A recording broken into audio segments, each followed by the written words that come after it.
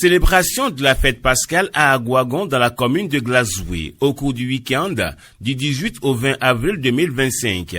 Une fête de retrouvailles, de l'unité, de l'espérance et identitaire pour les filles et fils d'Agouagon qui chaque année apportent à travers cet événement une plus-value à son développement. L'édition 2025, au-delà des activités standards connues par le grand public, a connu cette année une innovation de taille. Le dévoilement de la statue de Joachim Devodé Branco, pensée et mise en œuvre par l'honorable Edmond Agua, fils de la localité, avec pour marraine la vice-présidente de la République du Bénin, Mariam Chabi Talata Zimé Yerima. Une reconnaissance à titre posthume envers un homme, Joachim Branco, qui a œuvré pour la création de la première école de base dans le village d'Agouagon, qui a desservi plusieurs autres localités à partir des années 1927.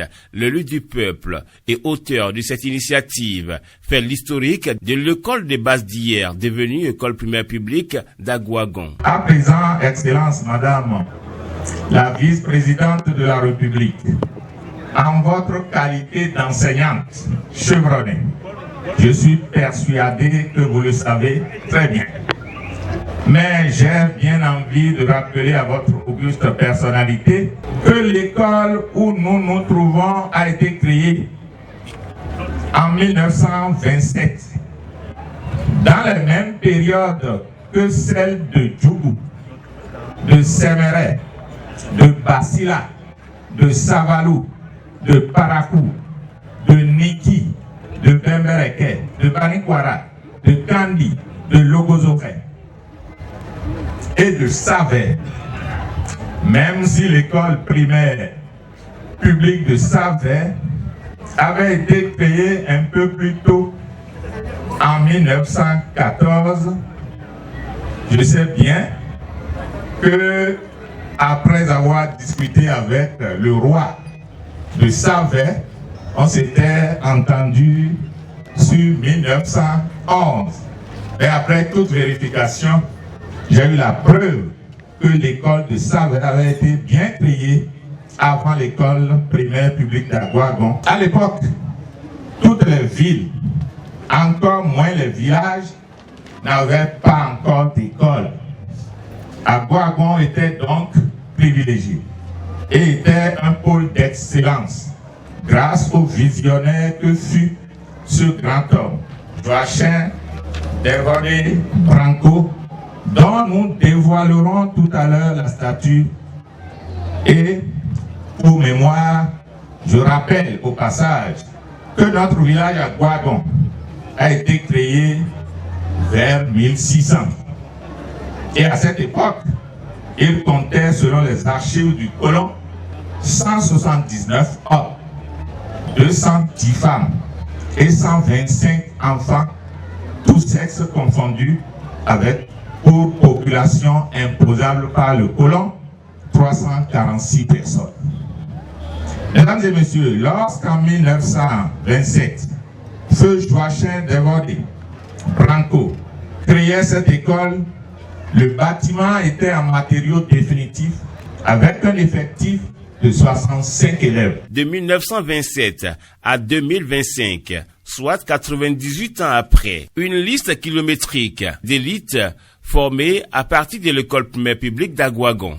De hauts cadres de la République qui font la fierté de notre village. C'est pourquoi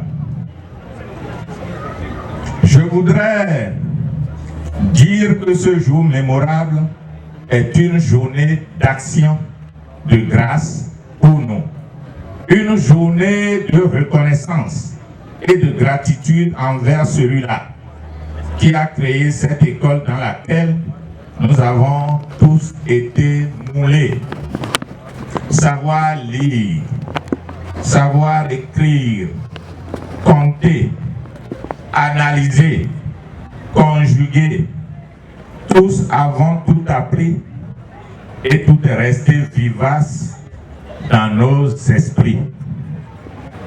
Mesdames et messieurs, c'est grâce à mon instruction qu'aujourd'hui, tout fier devant vous, je vais conjuguer le verbe fréquenter au passé composé de l'indicatif dans une phrase. Moi, Edmond Agua, j'ai fréquenté l'EPP d'Agua.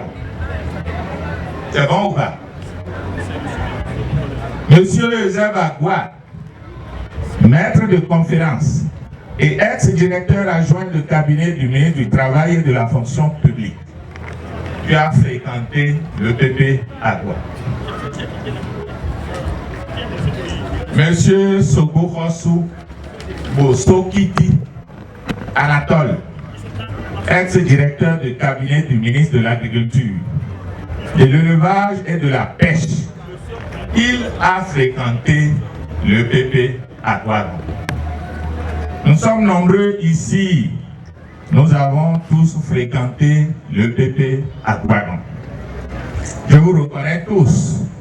Vous qui avez fréquenté l'EPP Agua et qui êtes restés à Cotonou, à Parakou, à Kandi, à Banikwara et un peu partout dans le Bénin.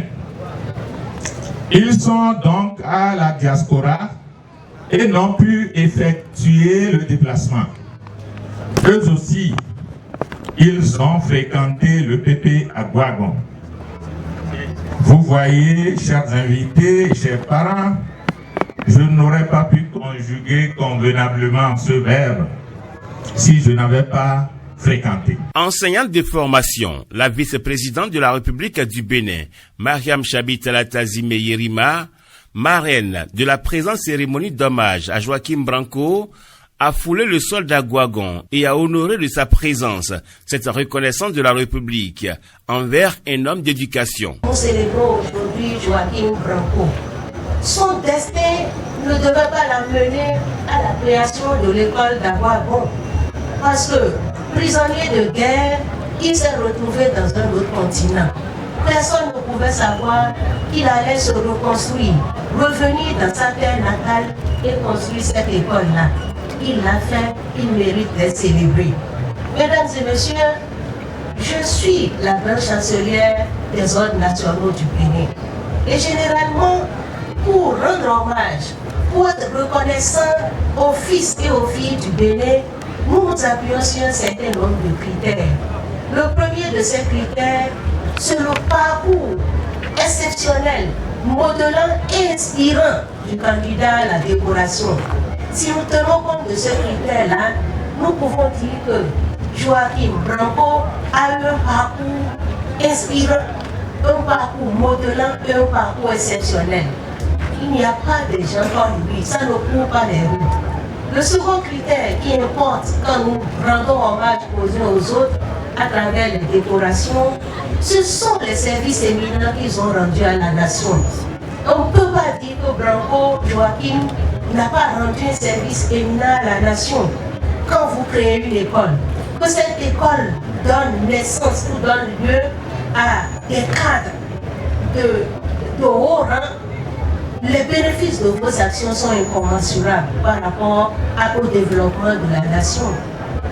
L'honorable Agua a tout à l'heure cité tous ces cadres-là qui le sont devenus grâce à l'école d'Aguagon. Donc les services éminents rendus à la nation béninoise par Joachim Branco sont nombreux et incommensurables. Et enfin, nous décorons et rendons hommage aux dignes fils de cette nation en partant de leur contribution au rayonnement de notre pays. Je peux dire que Branco, à ce niveau aussi, a rempli les critères. Aujourd'hui, il nous fait rayonner partout les cadres du Bénin qui ont pris par cette école. Partout ils se font voir, partout ils donnent à voir le Bénin. Donc pour toutes ces raisons, nous sommes ici aujourd'hui pour lui rendre hommage et pour inviter tous les autres Béninois à faire comme lui. Généralement, nous croyons qu'il faut être différent, totalement différent des autres pour rendre service à sa nation. Non. Quel que soit le niveau de responsabilité qui est le nôtre, nous devons souvent nous poser cette question-là. Quand je ne serai plus là, qu'est-ce que les gens vont retenir de moi? Qu'est-ce que moi j'aurais fait de différent? Qu'est-ce que j'aurais apporté à ma nation au niveau de responsabilité où je suis?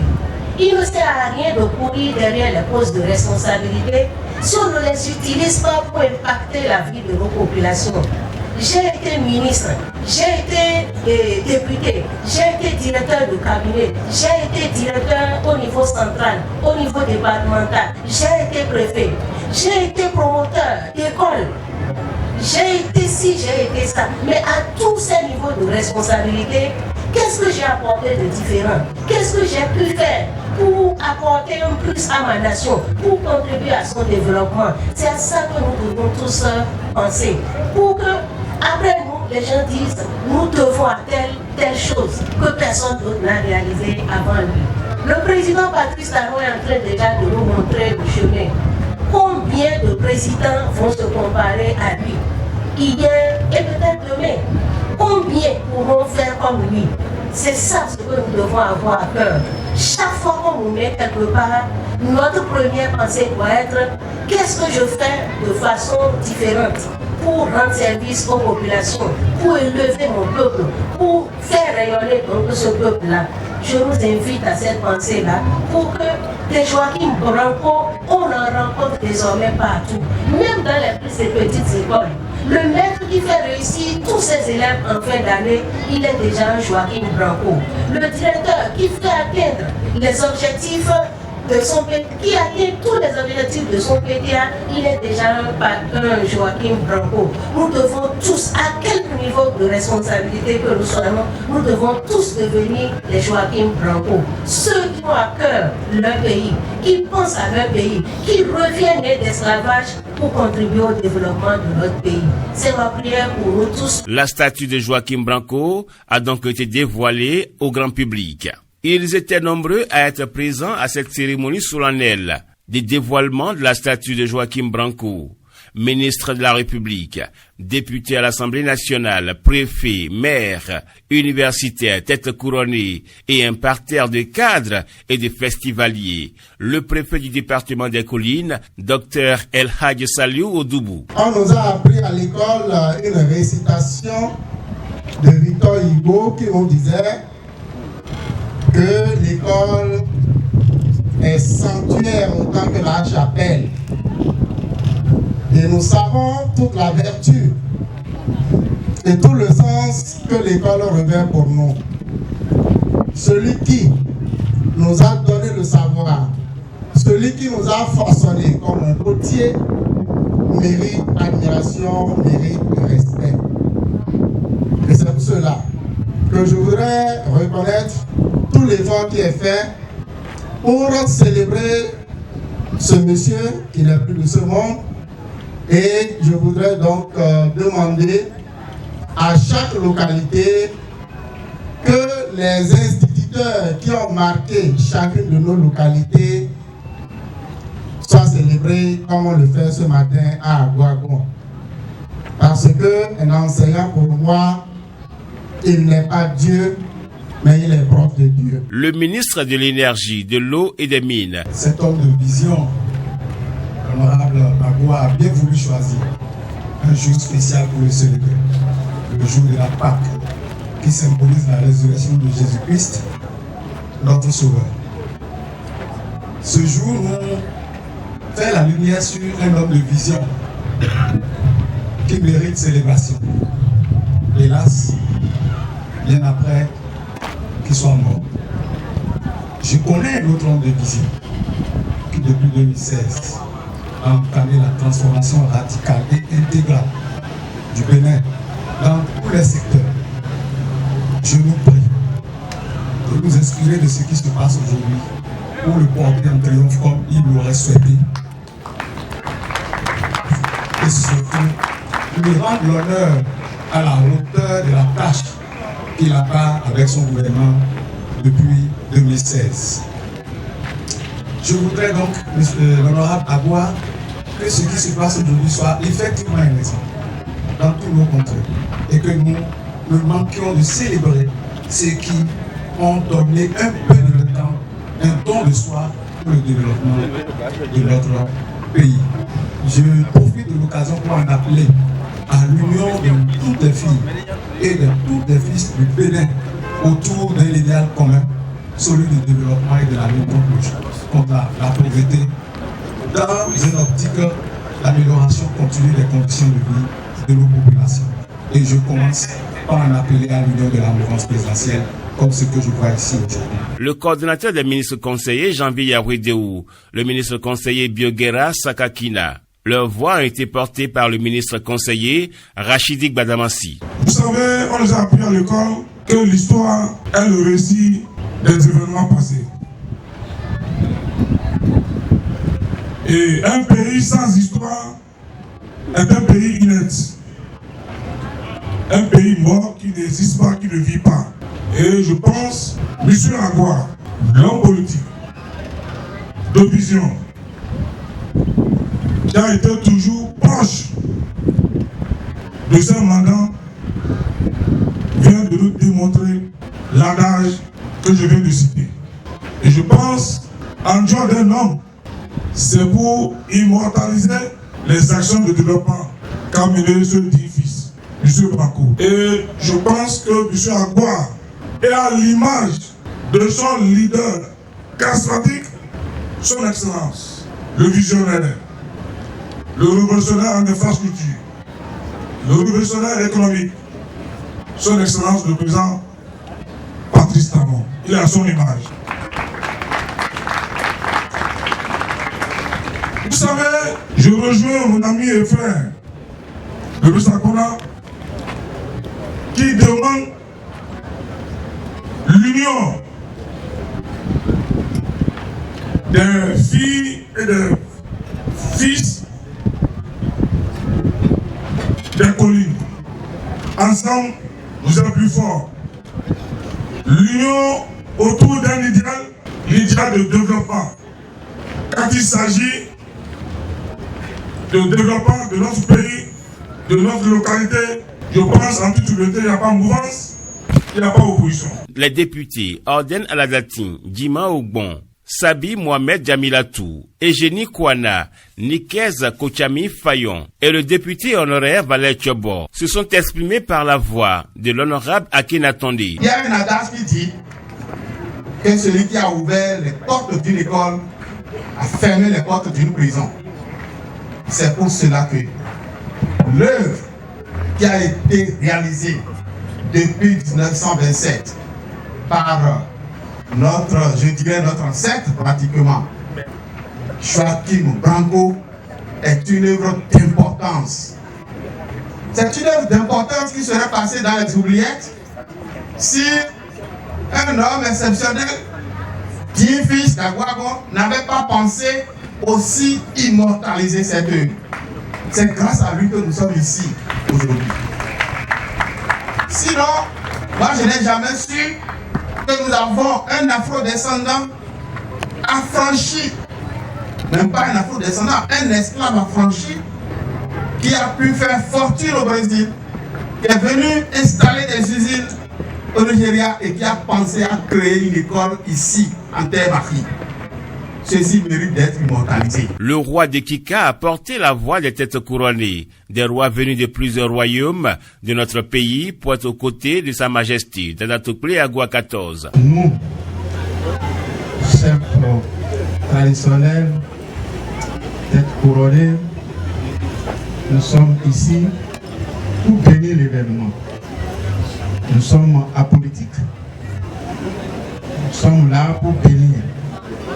Et profiter de l'occasion pour pouvoir remercier le chef de l'État pour avoir fait voter, promulguer la loi portant cadre juridique de la chefferie traditionnelle au Bénin.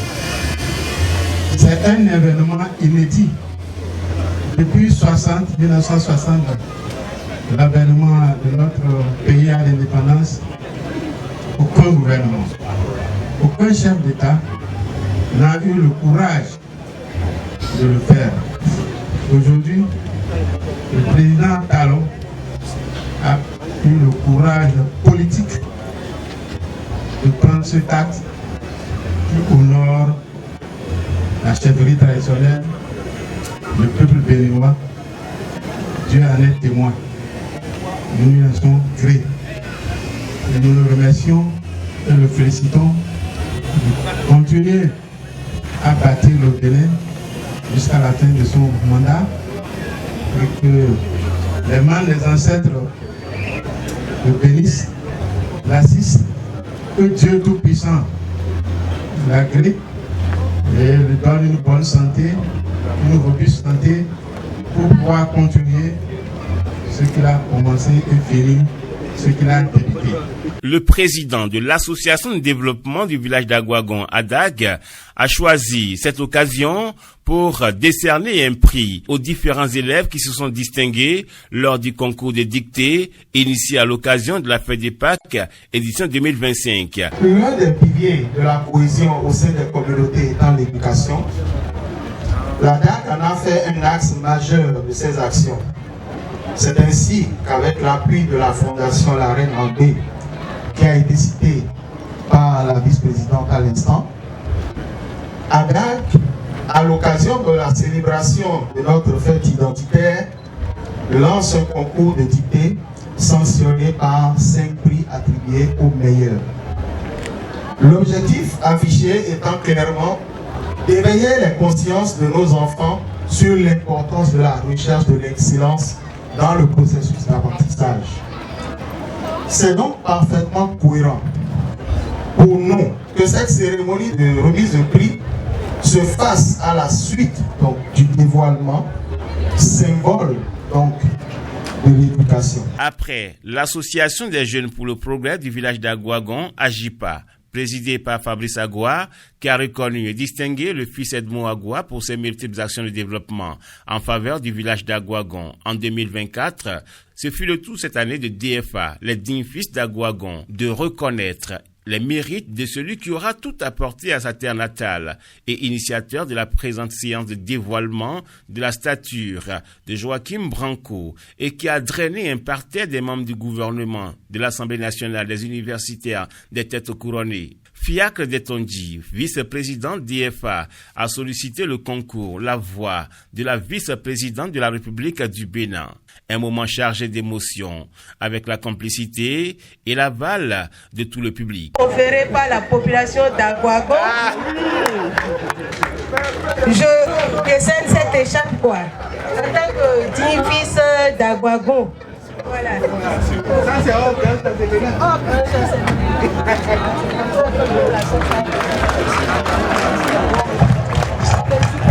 Ajoutons qu'avant cette étape de dévoilement de la stature de Joachim Branco, initiateur, vice-président de la République du Bénin, ministre, député, préfet, universitaires, cadres, différentes associations festivaliers ont pris part à l'Eucharistie, à l'église Saint-Jean-l'Apôtre d'Aguagon-Tio pour une messe pascale, pas comme les autres années.